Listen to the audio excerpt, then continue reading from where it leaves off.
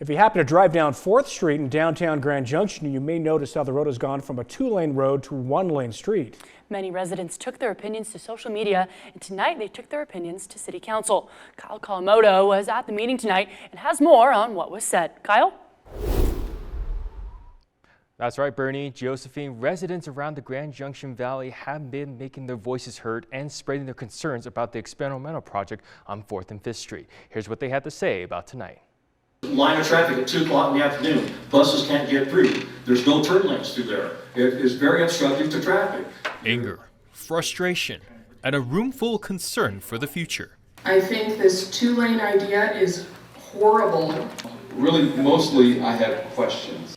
Residents around Grand Junction spoke to the City Council about the changes made to 4th and 5th Street, with community members weighing in for it and against it.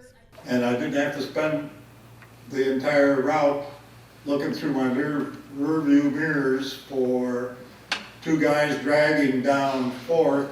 So to try and shove a bike lane into an already squeezed street of 4th Street, plus diagonal, plus parallel parking, and a car lane, it's too much. I was able to speak to Casey Dittmer, a local business owner from the downtown area. She tells me when it came time for the project to initiate, they weren't given much notice, and she sees the effect of the changes. We were not thought of when this new implementation happened, and the biggest thing for safety is that delivery trucks can't come down there, trucks with trailers, but really EMS even, so our buildings become less safe, our clients are less safe because we don't have access to emergency services.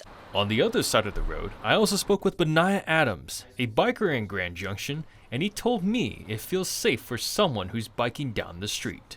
Being a cyclist, I'm really excited to see the implementation and start of the implementation of the bike ped plan and a lot of the discussions and results of studies that the city did through 2021, 2022, and starting to see it come to fruition in the town, and seeing a safer route and avenue for cyclists where it gets them out of the way of traffic. In regards to the congestion, the cramping, that's intentional. I mean, it was intended to be to create some friction so that people don't feel as comfortable to go as high as speeds as they had been previously. At the end of the day, it's all part of the process of a project taking place within the city. This is a pilot program, and so it's allowing the community to test drive this. All we've got invested in it for the most part is just paint and plastic. All of that can move relatively inexpensively, and so I think it's a really good opportunity for the community to be able to drive it, test drive it, provide their feedback.